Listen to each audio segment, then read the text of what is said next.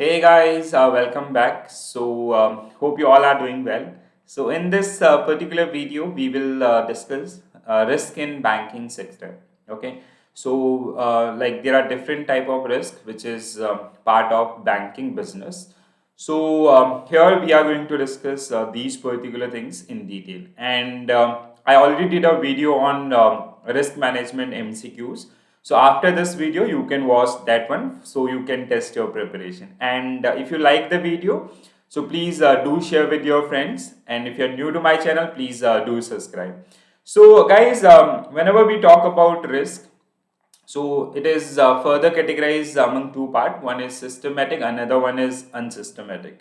And the narrower category is like market risk, liquidity risk, default risk, operation risk, and regulatory, operational, and the different one. Okay, so here we will discuss these particular pointers in detail. And uh, like uh, whenever you talk about risk, so risk is generally defined as the we can say it is a possibility of loss, or when you study risk in banking or finance, so it is something like some uncertainties, or we can say with these particular uncertainties that organization they generally face some losses in the future. Okay, so the possibility of loss is generally defined as risk.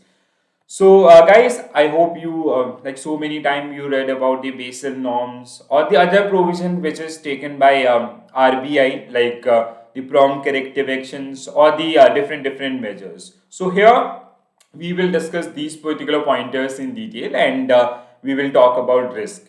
Okay, so as I told you, risk is generally defined as a possibility of loss, and it generally make a adverse impact on your business. Okay, so it is defined as the possibility of loss that may arise due to various uncertainties. It can be like market situation, it can be any war condition, or it can be any operation related issues and all. So with these particular uncertainties, you generally being a organization or any banking business or any corporate house, they made some losses. Okay,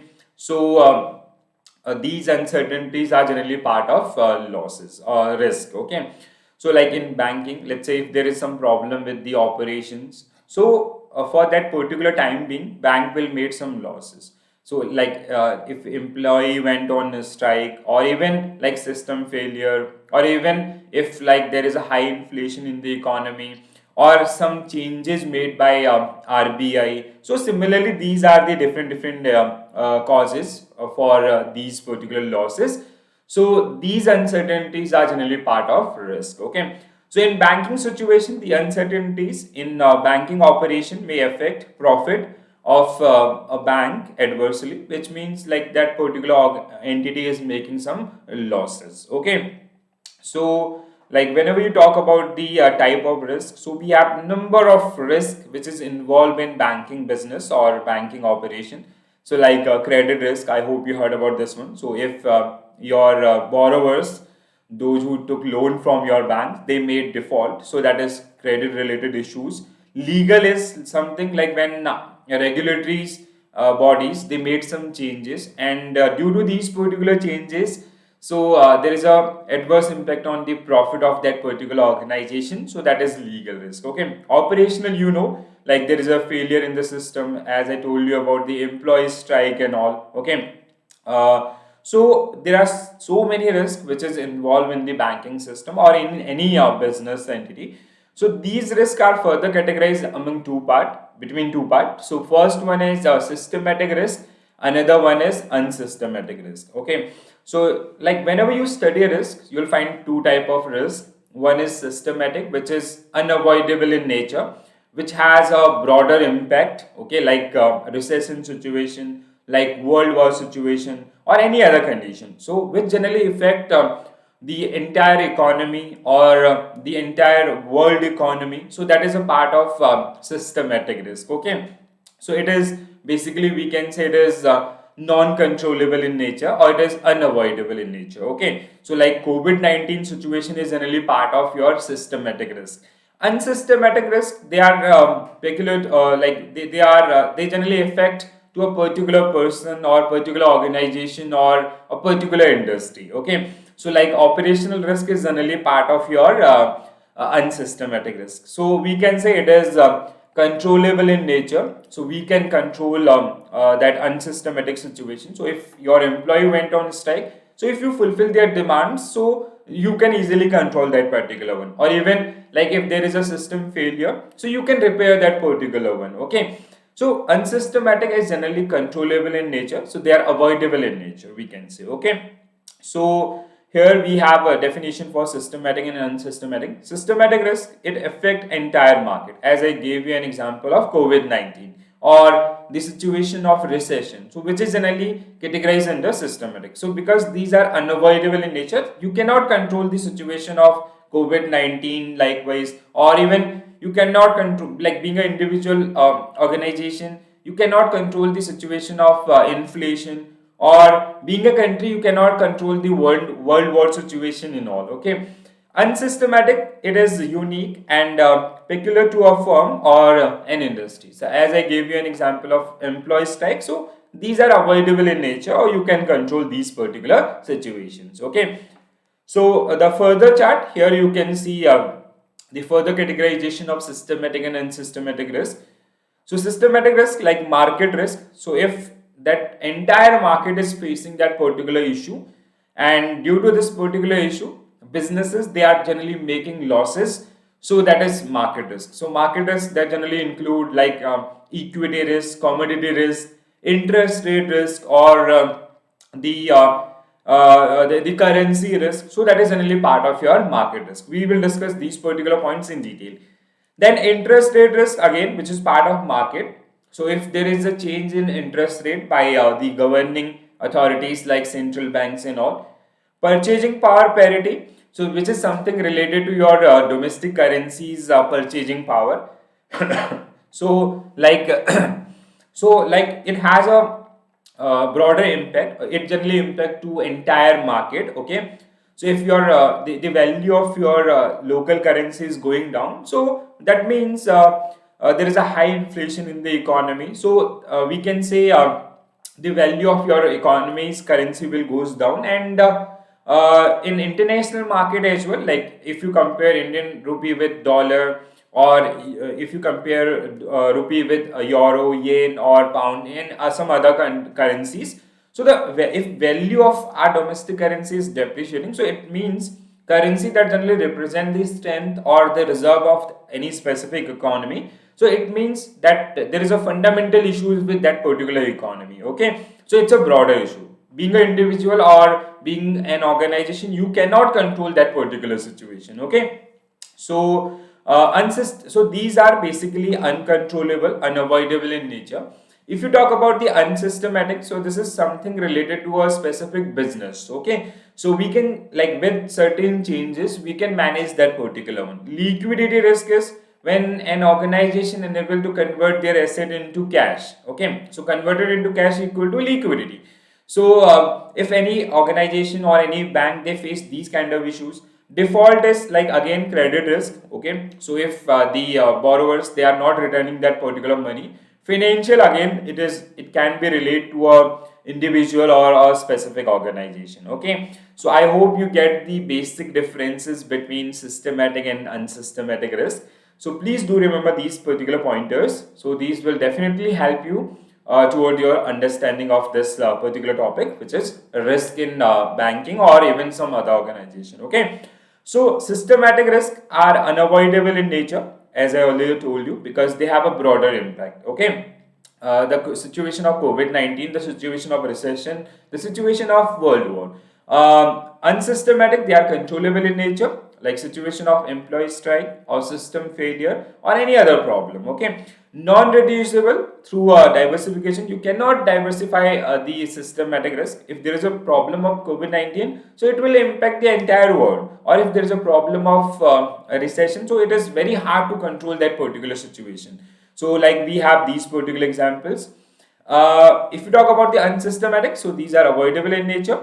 They can be diversified. Okay, and like labor strike, managerial changes. So these are generally example of unsystematic risk. So this was the broader classification of risk in any organization or in banks. Now we will deep dive these particular pointers, like what is market risk, or what is liquidity risk, what is inflation risk, what is interest rate risk, what is reputation risk. So we will discuss these particular points. Okay, so we will start with market risk. So what is market risk? So let's say, being an investor, you invested some money in the market, and market is behaving adversely as per your position. Okay, let's say you buy shares of some company, but the shares price of that particular company is going down. Okay, or you invested your money in properties, so the properties prices, let's say the prices of properties are going down. So let's say you invested in some commodities like gold, silver, and the prices that generally behaving in an adverse manner. Okay, you invested in currencies, then the market is generally performing just opposite of your position. So that is generally part of your market risk. There are so many reasons behind the market risk. Okay, so market risk is the risk of losses on financial investment caused by adverse price movement. So as I gave you an example of property prices, commodity or equity, or even this currency and all. So market risk is the risk that the value of an investment will decrease due to changes in market factors. Okay, so demand and supply. Market factors are demand and supply. So let's say you buy, let's say you buy 5 lakh rupees gold on MCX. So that time the gold prices was supposed at 50,000 per 10 gram. Okay. So now after your placement of order, there is some situation. Due to these particular situation, the prices are coming down. So let's say after some time it become, after 1 month it become 40,000 per 10 gram. So you made a loss of 10,000 rupees per 10 gram in this particular investment. So like even it can be in shares. You invested shares of some company, and due to some reasons or due to some problems, some regulatory changes or some like adverse business condition for that particular firm, so that firm made losses. So that means their share prices will also come down. Okay, so that is, these kind of losses are generally part of market risk. Okay, I'll discuss these pointers in detail as well. So first one, we have currency risk. So now what is currency risk?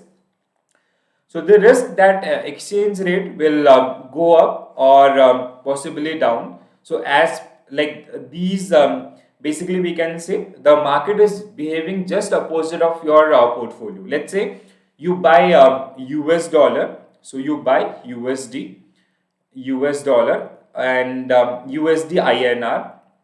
You buy as USD INR, where you paid for one for you, let's say for one US dollar you paid 82 rupees. After some time, like your profit, when will be your profit? So this will be your profit situation when the prices will go beyond 82, and if it will come down, so if it will come beyond, like below 82, so it will be a loss condition. Okay, so let's say after some time the prices become 80 rupees after your, like after you took the position. So prices of USD INR come down to 80 rupees. So this is the loss situation. So these kind of situation, due to market factors, the prices of USD INR currency pair come down. So that is means you are making some losses from this particular investment. Okay, so that is your currency risk. Similarly, equity risk as well. So equities are shares. Okay, so let's say you buy ABC company's shares. You buy 5 lakh shares at the rate of suppose that 2100. Okay, so after some time, after like let's say after 2 days, there is a problem with the Indian market or problem with this ABC market. So the prices started coming down to 2000, and it is expected to goes down till 1500 due to some uncertainties or some problems with the Indian market or with this ABC company limited. Okay, so this situation is generally known as the losses or the equity risk. So you, like being an investor, you made a loss. So that loss or that possibility of loss, that is generally known as equity risk. Okay. So basically, whenever you try to understand this one, so it means like whatever like market risk is, whatever, like let's say you have a buy or sell position in the market, and market is just behaving opposite of your position, and due to this particular situation you are making some losses. So that is generally known as market risk. It can be currency, it can be equity, or it can be commodity as well, as I gave you an example of gold. Okay. So apart from this, one important risk is inflation risk. I hope you remember the concept of real income. So I already taught you this real income concept. So real income is the actual income you earn from that particular investment. Okay, and formula is interest minus inflation. So the formula is interest minus inflation. Okay, I'll first explain you real income, then you'll understand the inflation risk. Okay, so let's say you invested 100 rupees at the rate of 7% per annum. So after 1 year, your investment grows to 107 rupees. Okay, so after 1 year, your investment or your money grow to 107 rupees. Okay, but this is your nominal income. This will known as nominal income. Now a real income is basically inflation adjusted income. So here you have to minus, or you have to subtract the inflation rate. So let's say during this financial year the average inflation was 5%. Okay, so like you have to minus 5. So your actual income from this investment is rupees 2. Your nominal income is 7, but your actual income is 2 rupees. So this is the normal condition. Okay, now what is inflation risk? So like you are, while you invest in this particular investment, so when you made this particular investment decision, so you are expecting an inflation of 5%, then you calculated your real income will be 2 from this particular investment. But if the situation grow and there is a high inflation in the market, let's say inflation grow by 7%. Now what will be your real income? Your real income will be 107 minus 7, or 7% is your interest rate and 7% inflation rate. So your real income is 0 in this particular case. Not only 0, even sometime it went in negative as well.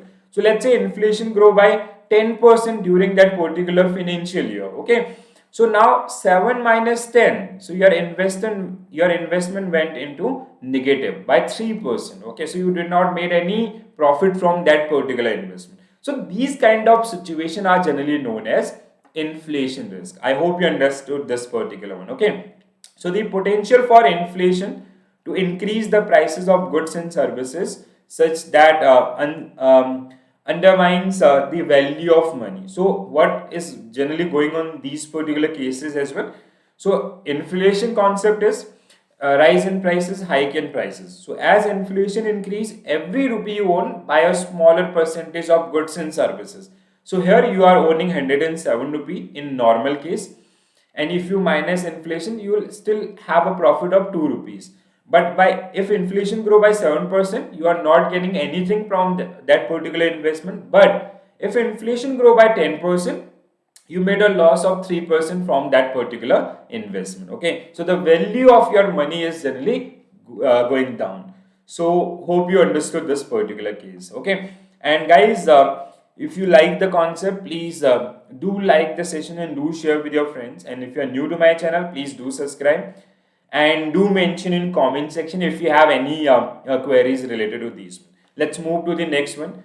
So next one we have liquidity risk. So liquidity means cash converted into cash or equivalent, which we already read in our previous videos. Okay, so liquidity risk occur when an individual, investor, business, financial institution cannot meet its short-term debt obligations. Okay, so when any organization they won't be able to meet up their short-term debt obligation, they won't be able to encash their assets, or they won't be able to convert their assets into cash. So that particular situation is generally known as a liquidity risk. Okay, so when we read the different ratios, so we talk about the solvency ratios.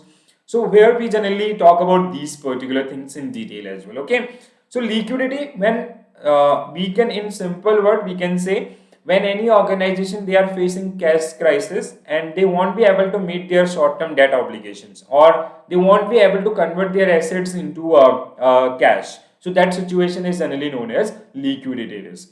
Next one is interest rate risk. So interest rate risk is, so like this is when there is a changes in interest rate. So that is definitely going to make some adverse impact on the bank business or any other one. So I'll give you an example with the bank so you'll understand. Let's say like you understand what is the basic function of bank. So bank generally work for borrowing for the purpose of lending. Okay, so borrowing for the purpose of lending is the primary function of bank. So let's say there is a bank who borrow 100 crore rupees at the rate of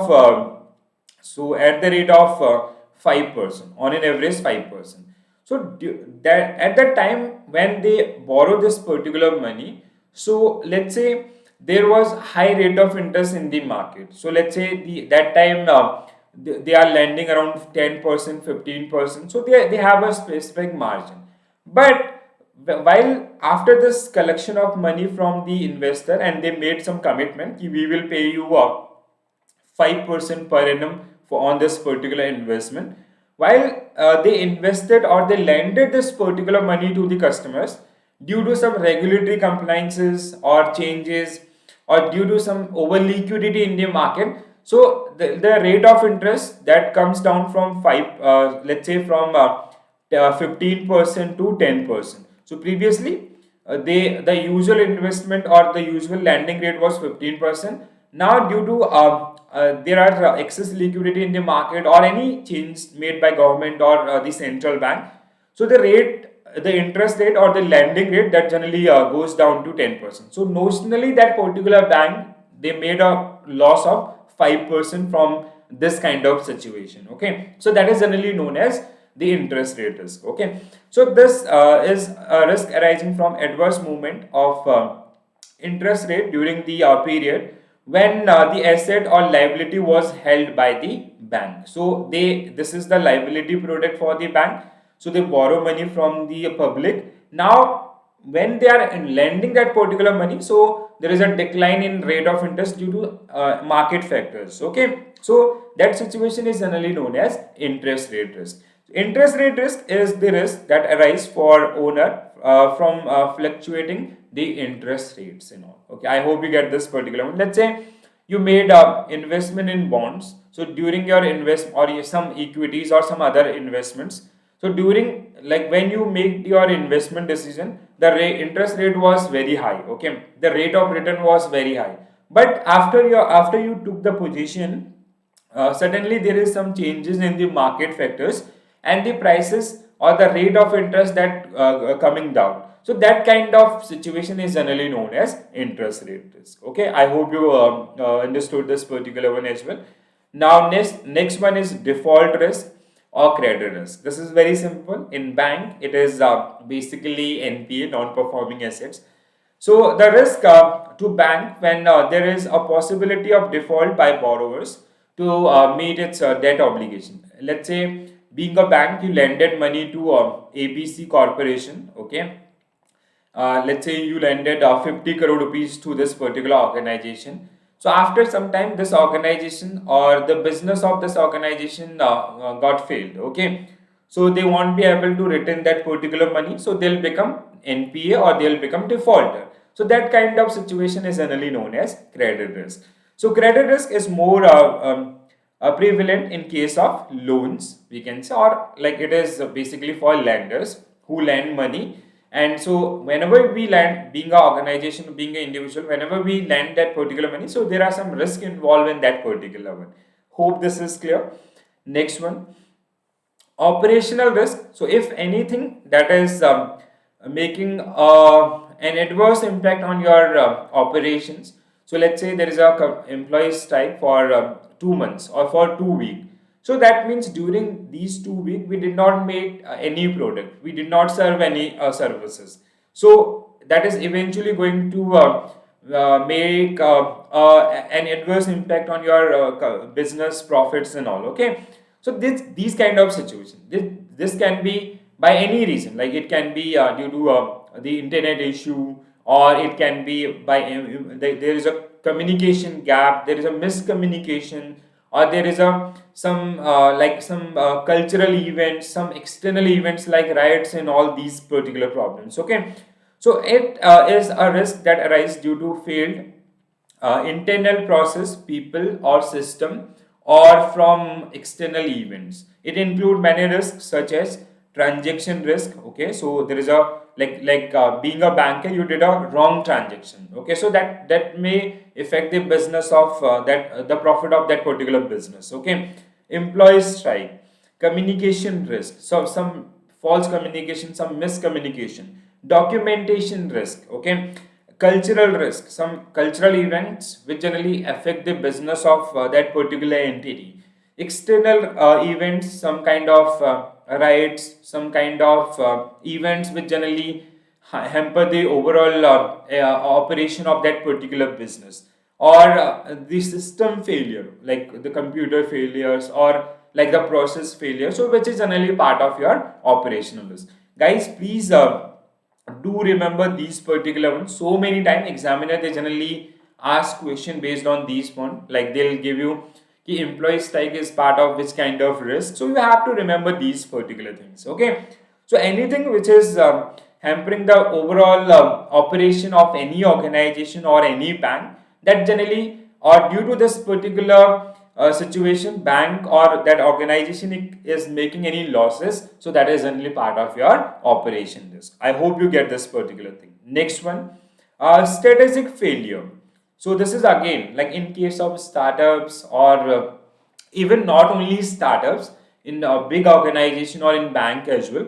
So strategic, like when you made a strategy, and that strategy, like let's say your board of directors, they came with a XYZ strategy, and they launched this particular product. So while they made this particular strategy, they did some research and development, they did some advertisement, or they launched that particular one, they test that particular one. So there are so many costs. Let's say to launch this XYZ strategy, we spent 5 crore rupees, and this was a complete failure. Let's say that XYZ product did not do not work in the market.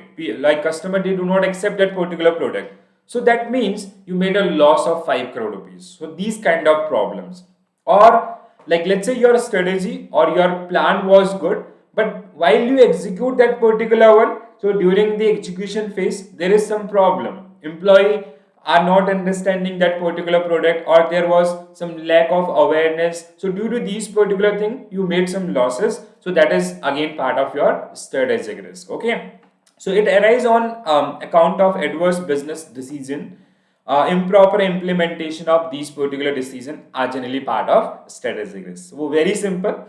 Next one, reputation risk. So if you remember the case of Yes Bank, so when that there is Yes Bank faced so many problems during 2019-20, so that like even today people do not like blindly trust on Yes Bank, and not only Yes Bank, due to these failure of private banks, so there is a less faith on private banks in India due to these kind of cases. Okay, when bank they won't be able to when bank they generally face liquidity risk and all, or default risk and all. Okay, so if like the business that generally work on mouth publicity, most of business we can say, and if there is a bad impact, or if like your existing customers they do not satisfied with your business, so they'll do some bad mouth publicity, so that is definitely going to harm your business. Okay, so if you have a bad reputation due to any causes, so that will definitely going to impact your profit or the future of that particular business. So it is the risk that arise from negative public opinions. So that is like as I gave you, there are so many cooperative banks, or even there are so many organizations as well. So who generally who like they generally lost the faith of the consumers or the public, like they have a negative public opinions, and due to these particular things they have to made a like they face a huge loss in the market as well. Okay, next one is regulatory risk. So I already told you about regulatory risk. So when the regulator made some changes, let's say for banking, it is RBI, okay, Reserve Bank of India. For insurance, it is IRDA. For pension funds, it is PFRDM. For securities market, it is SEBI. So if they are coming with some new guidelines, some new changes, and due to these particular changes or these norms or guidelines, like bank, they have to fulfill the guidelines of RBI, and due to these particular norms, banks, they are making some losses. Okay, so that is generally part of your regulatory risk. So if RBI changes suddenly the norms of minimum capital requirement from 500 crore rupees to 5,000 crore rupees, now bank have to maintain that 5,000 crore rupees which they can lend to the customers. Okay, so eventually they are making some losses. So that kind of problems. Let's say if RBI increase SLR to 20%, so now bank have to keep more reserve. So that means they are making some losses. Okay, so these kind of situation.